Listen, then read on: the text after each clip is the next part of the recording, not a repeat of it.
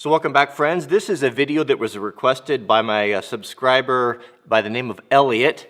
He said that he had come across a tuna can or a sardine can, looks more like a sardine can survival kit on Amazon and wanted me to do a cheapest survival kit review on Amazon video. So that's what we're going to do today. So I got it here, I ordered it, I think it was about $12, and I have no idea what's in here. Actually, I took the sticker off there so that we could all be surprised together. So let's open it up and see, is this is this a legitimate survival kit? They said something like 32 or 36 items inside, which is hard to believe.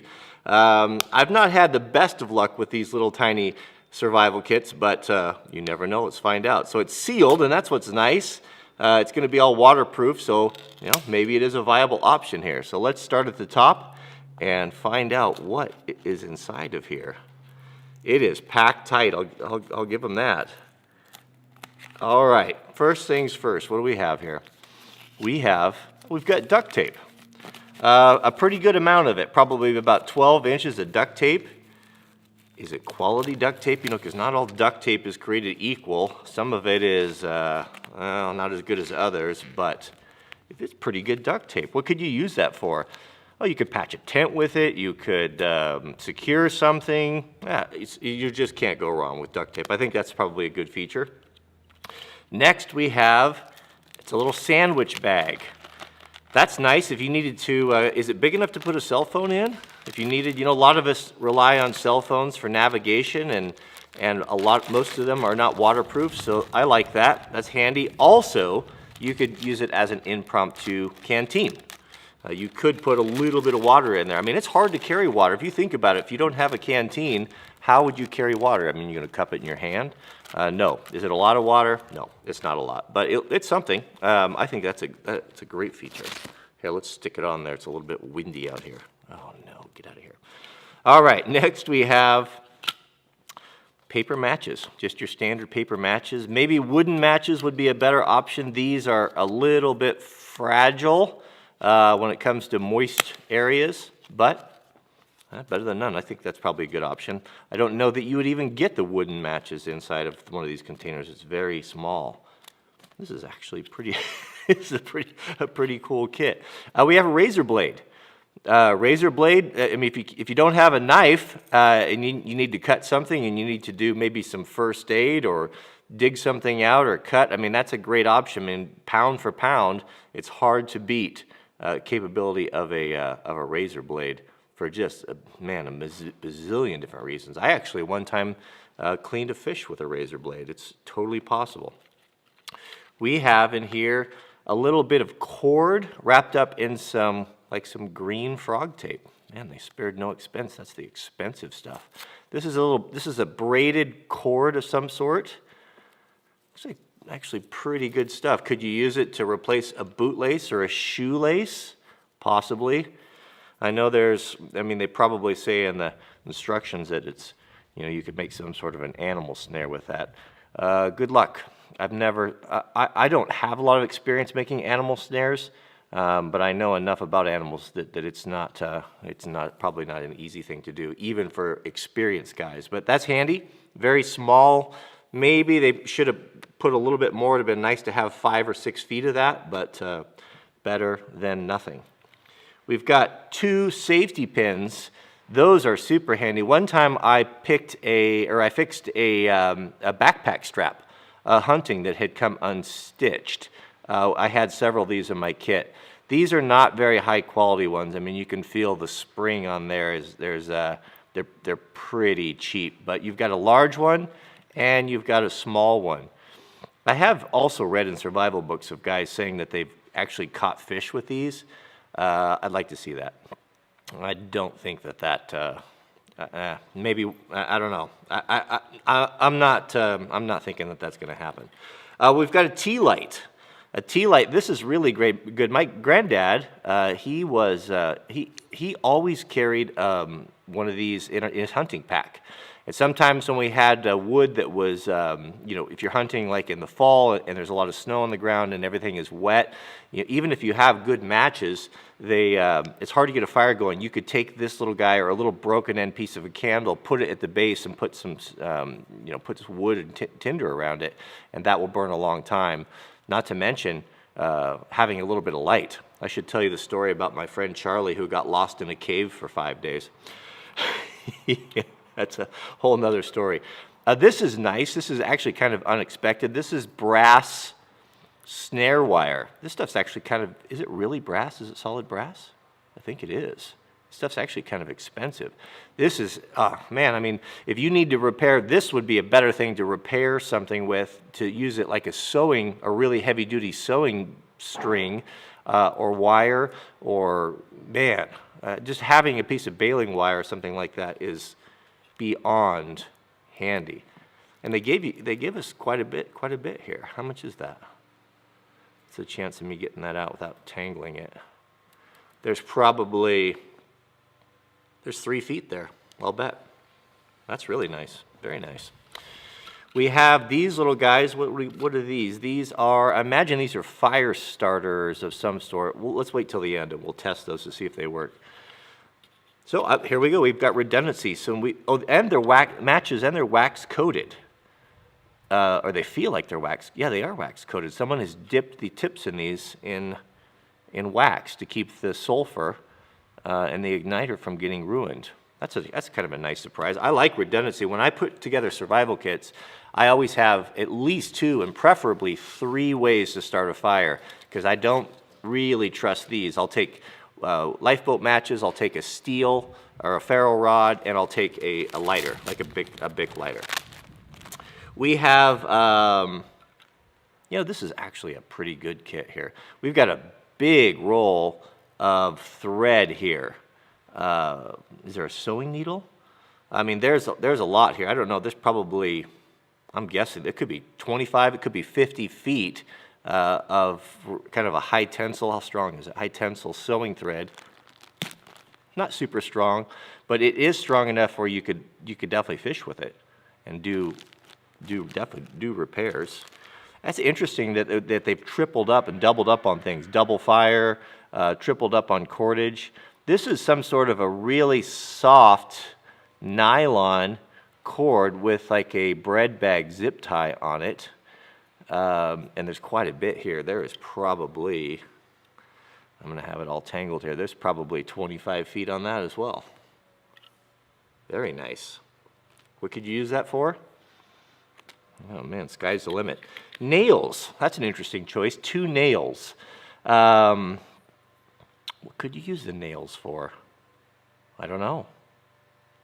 You're not going to build a whole lot with 2 nails, but well, there you have it. Maybe to replace it, if you had a multi-tool and you need to replace a cotter pin or something. I've done that before with nails. They're really good for that. We have the tiniest whistle I think I've ever seen. Look at that. That's hilarious. Not very high quality. Is it loud?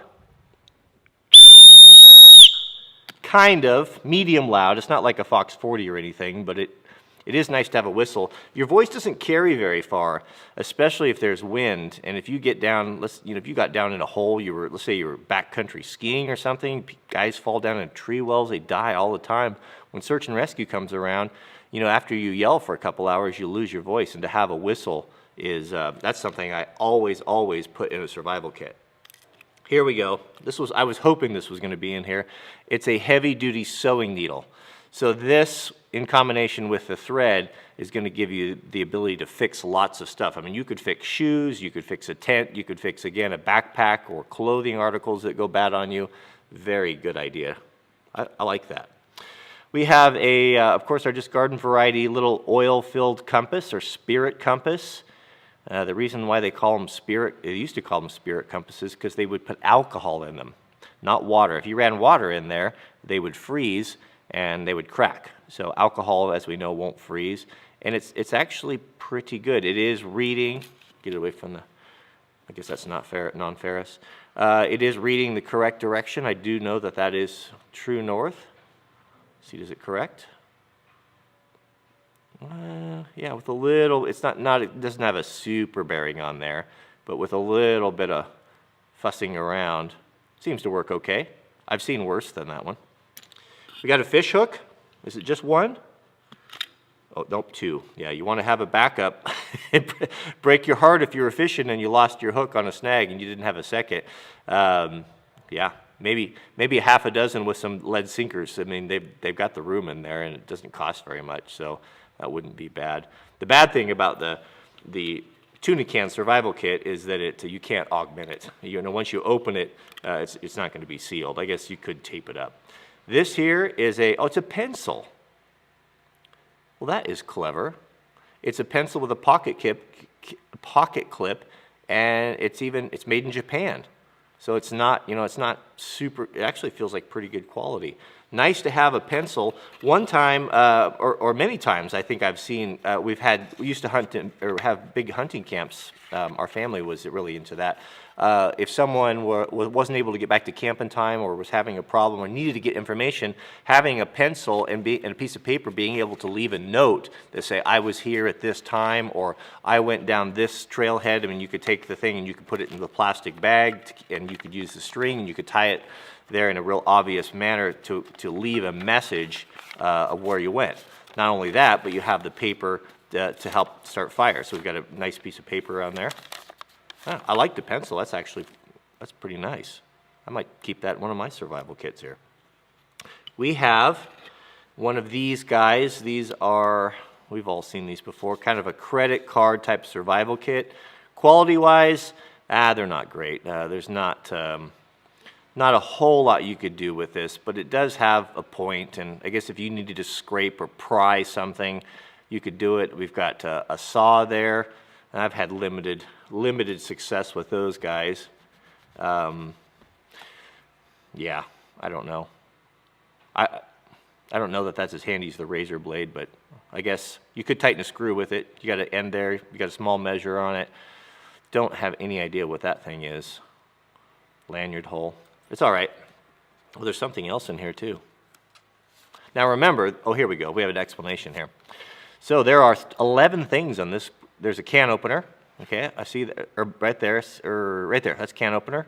Knife edge, screwdriver, ruler, bottle opener right there. We've got a butterfly wrench. What's a butterfly wrench? I don't know what a butterfly wrench is. We've got a saw blade, of course, a sundial. Who knows how to use a sundial? If I had to go out and to use this as a sundial, I would be a little bit at a loss, as I don't know how to do that. 2-position wrench and a lanyard hole, so that's it. Not really any instructions on how to use anything, but there it is. Love it or leave it. We've got 2 zip ties in here, or not zip ties, but the little bread bag zippy ties.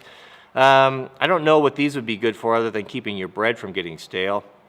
A couple of zip ties would be a better addition to this, more useful, and they would curl around in there, and they would certainly fit.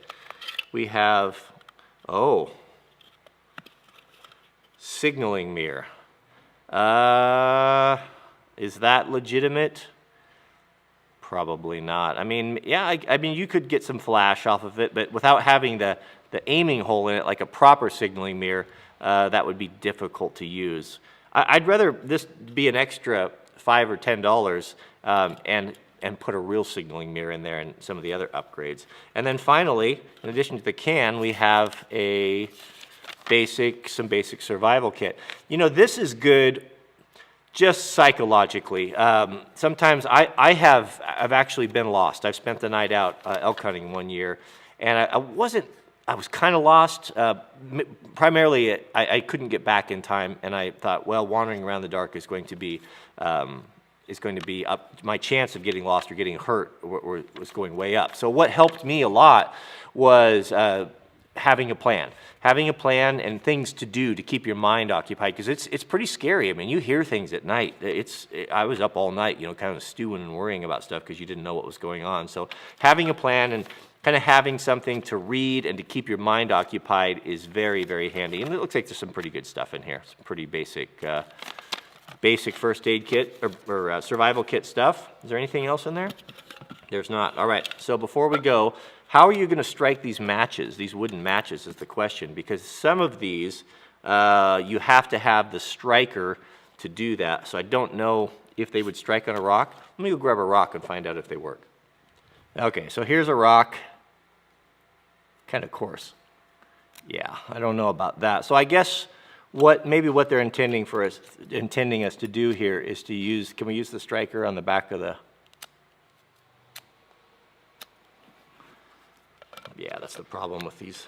They're just not very good matches.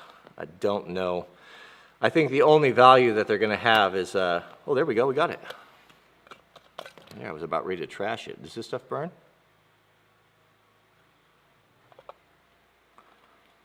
The fire starter? Yeah. It's really windy right now, so this is, of course, you know, when you need to start a fire, it's either going to be raining or windy. There you go. You've got two of them. I like the backup, man. You mess up or you drop one or lose one, to be able to have a backup there is super handy.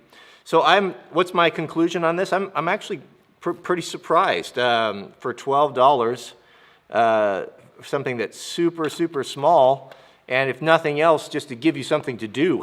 If you broke down or got lost, to have a couple things, you know, to give you peace of mind, and maybe to do some slight repairs, and the whistle's okay. But this is a great idea. I think it would be cooler, maybe what we should do is to get an Altoid type of can, something that you can reopen, and I would choose a lot of the same things that we have here, only a better quality. Maybe better quality a whistle, a real signaling mirror, and I don't know, maybe, probably a knife. I'd probably rather have a knife than this. Something, maybe a tiny, like one of those itty bitty Spydercos that are, you know, they're kind of useless, but at least they're a real knife that with a real steel on them. But overall, it's pretty good. Not too shabby. So that's it. That's my review of the $12 sardine can survival kit. If you have ideas or different things you'd like to see me review, let me know in the comments. Don't forget to click the thumbs up if you enjoy these videos. I think they're kind of fun to do. And that's it. We'll see you guys on the next video.